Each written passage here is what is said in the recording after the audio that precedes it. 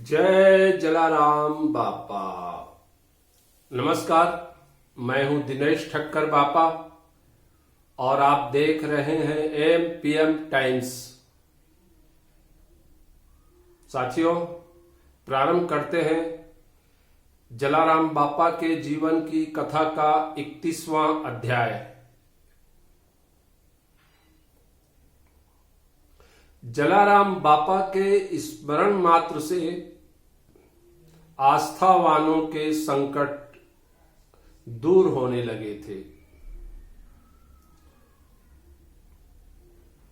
और यदि किसी अनुयायी को उनका साक्षात आशीर्वाद मिल जाता तो उसकी प्रसन्नता की सीमा नहीं रहती।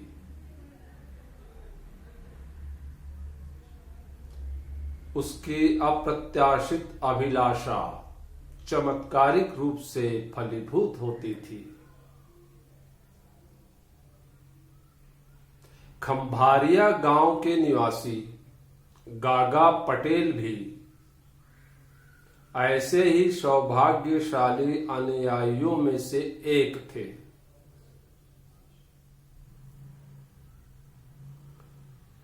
गहरे शोक के आघात के बाद जलाराम बापा के आशीर्वाद मिलने के पश्चात उन्हें खुशियां वापस प्राप्त होने का एहसास हुआ।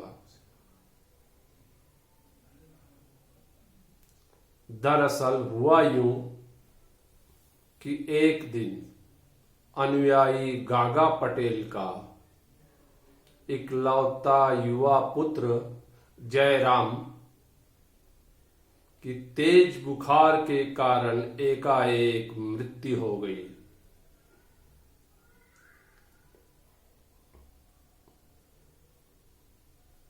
गागा पटेल सहित परिजनों के लिए यह बहुत बड़ा सदमा था।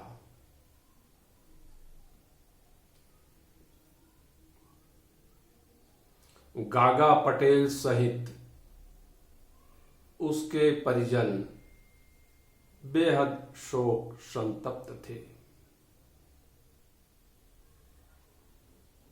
गागा पटेल के वंश का चिराग ही बुझ गया था।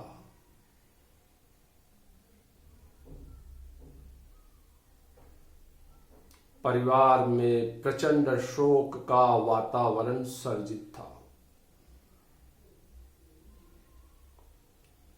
यद्यपि गागा पटेल आर्थिक रूप से संपन्न थे, हर सुख सुविधा उन्हें उपलब्ध थी।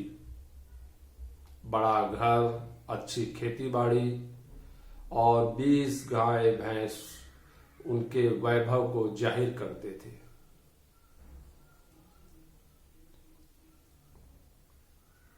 लेकिन इकलौते युवा पुत्र के निधन से वे स्वयं को असहाय और निर्धन महसूस कर रहे थे। बलिष्ठ और सुंदर शरीर होने के बावजूद वे पुत्र की मौत के गम से मानसिक तौर पर टूट गए। पुत्र शोक के कारण उनका सब कामकाज ठप हो गया था।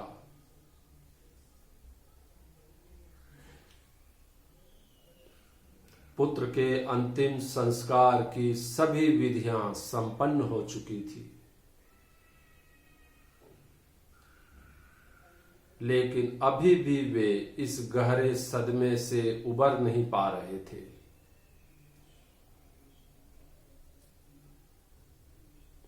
गागा पटेल जलाराम बापा के भक्त थे। वे हमेशा जलाराम बापा के संपर्क में रहते थे। जब भी अवसर मिलता वे जलाराम बापा का आशीर्वाद लेने वीरपुर पहुंच जाते थे। उधर जलाराम बापा को भी अपने अनुयायी गागा पटेल के पुत्र के देहावसान का दुखद संदेश कुछ दिनों बाद मिला। तो वे सांत्वना देने तत्काल बैलगाड़ी से खंभारिया गांव के लिए रवाना हो गए।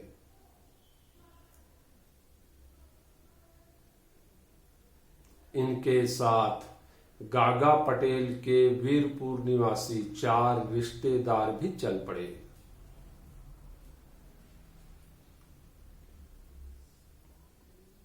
जब रात को जलाराम बापा गागा पटेल के घर पहुंचे, तब उन्हें देखकर गागा पटेल धारो धार रोने लगे। जलाराम बापा के पैरों में गिरकर वे अपना असहनीय दुख व्यक्त करने लगे। उन्होंने कहा, ए बापा, आंसू थयो बापा, मारो बधाई लुटाई गयो बापा। मेरा एक जवान बेटा मुझसे सदा के लिए दूर हो गया बापा। मेरे वंश का तो चिराग बुझ गया बापा। ए बापा, मेरे पूरे परिवार के सपने बिखर गए बापा।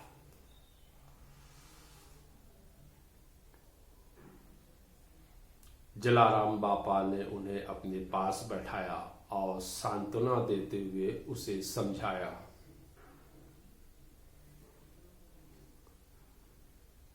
गागा भाई, हिम्मत रखिए। परिवार का मुखिया ही यदि टूट जाएगा तो बाकी लोगों का ध्यान कौन रखेगा? है भाई, जो होना था सो हो गया। यही विधि का विधान है।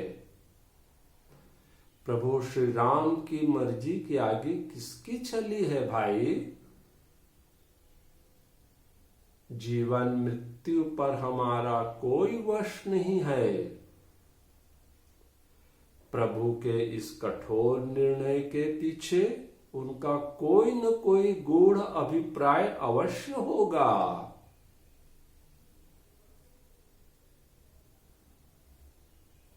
लेकिन गागा पटेल अपने शोक और संवेदनाओं पर नियंत्रण नहीं रख पा रहे थे।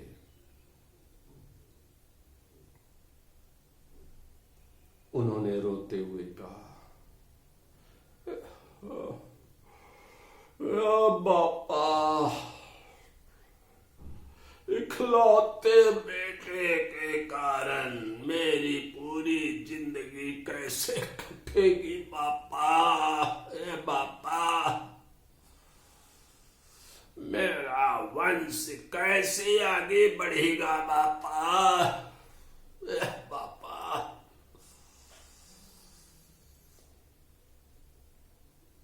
जलाराम बापा इस गंभीर सवाल को सुनने के बाद थोड़ी देर के लिए मौन हो गए।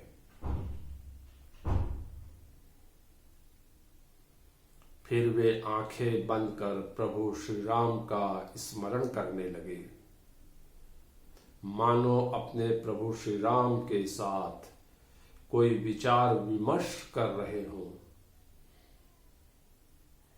कुछ देर बाद जलाराम बापा ने अपनी आंखें खोली। फिर गागा पटेल से उन्होंने कहा, गागा भाई, रामधुन प्रारंभ करवाइए। मन हल्का हो जाएगा आप सभी का।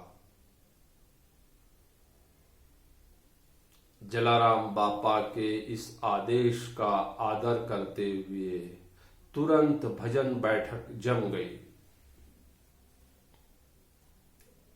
आसपास के श्रद्धालु जन भी वहां एकत्रित हो गए। फिर तो देर रात तक रामधुन का दौर चलता रहा। भोर होते ही जलाराम बापा ने वापस वीरपुर लौटने की इच्छा जताई। जब जलाराम बापा जाने लगे तब गागा पटेल उनके पैरों में गिरकर फिर रोने लगे। जलाराम बापा ने उस समय उन्हें आशीर्वाद देते हुए केवल इतना ही कहा,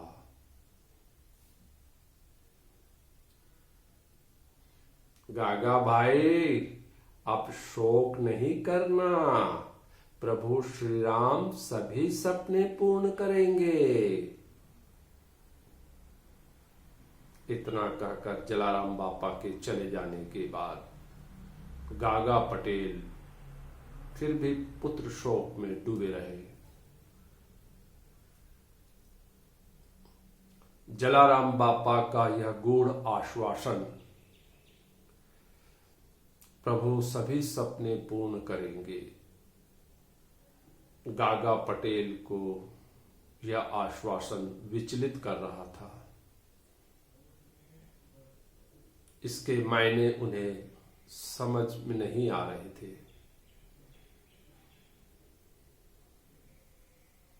लेकिन दूसरी ओर जलाराम बापा से मिले आशीर्वाद और उनके आश्वासन पर उन्हें पूरा भरोसा था। वंश वृद्धि की चिंता ने रात को उनकी नींद का हरण कर लिया था। रात भर वे बिस्तर पर करवटें बदलते रहे, आंसू बहाते रहे। फिर सुबह होते ही गागा पटेल की पत्नी प्रसन्न भाव से उनके खटिए के पास आकर बैठ गई और उनके पैर दबाने लगी।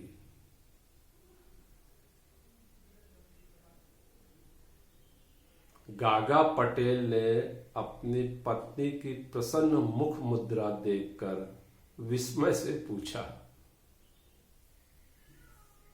क्या बात है, आज तुम ज्यादा ही खुश नजर आ रही हो, क्या बात है? उसकी पत्नी ने चहकते हुए जवाब दिया,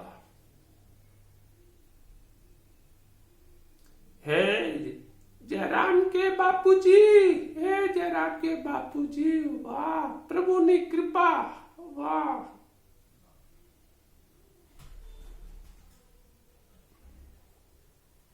फिर जयराम ने पूछा, पूरी बात बताओ। तब उसने कहा, जयराम के बापूजी, सचमुच खुश होने वाली बात है।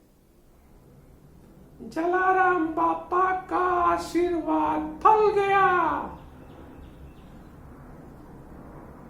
गागा पटेल फुर्ती से उठकर बैठ गए और फिर पूछा, जलाराम बापा का आशीर्वाद? कौन सा आशीर्वाद?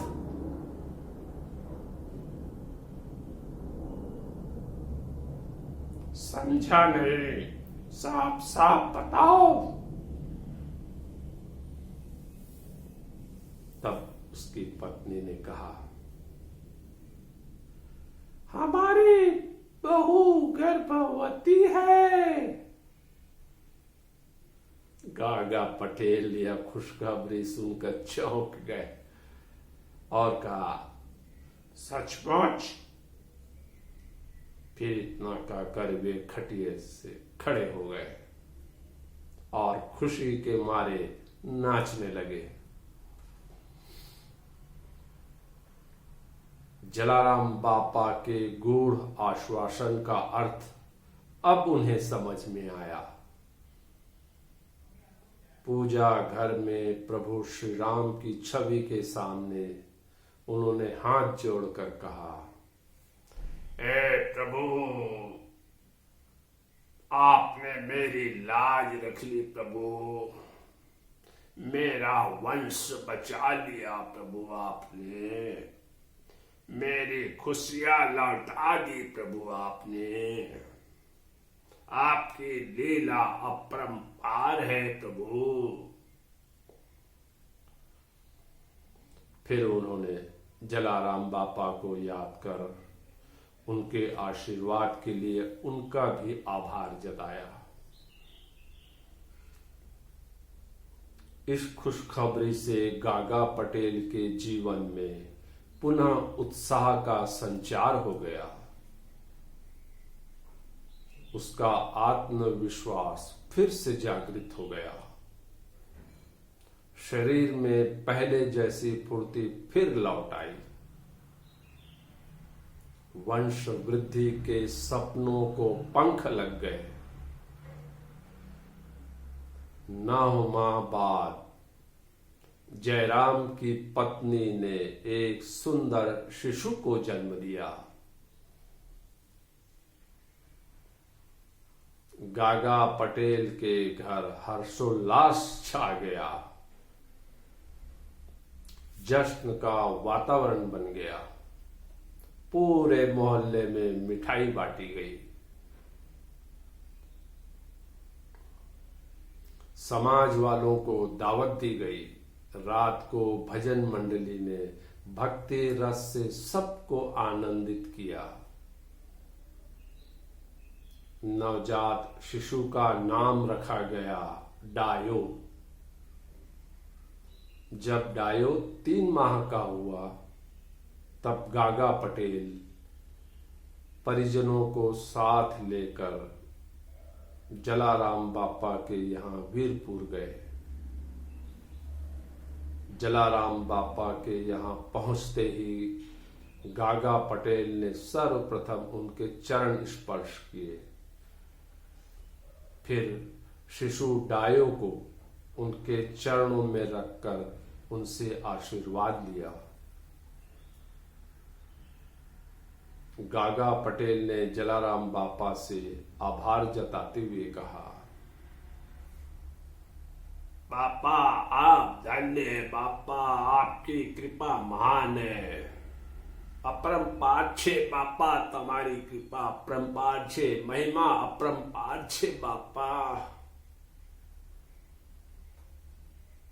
बापा आपके आशीर्वाद से मेरा वंश आगे बढ़ेगा। आपने मेरे वंश को समृद्ध कर दिया बापा। परिवार में फिर से खुशियां लौट आई है बापा। मेरा पूरा परिवार आपका आभारी रहेगा जीवन भर बापा। जलाराम बापा ने तब कहा,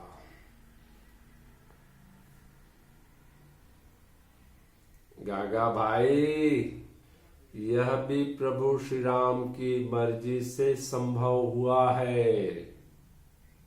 वह एक हाथ से लेता है तो दूसरे हाथ से देता भी है। जीवन का चक्र ऐसे ही चलता है। प्रभु श्री राम पर सदा विश्वास रखना, प्रसन्नता प्राप्त होती रहेगी। फिर जलाराम बापा ने सबको प्रेम से भोजन कराया।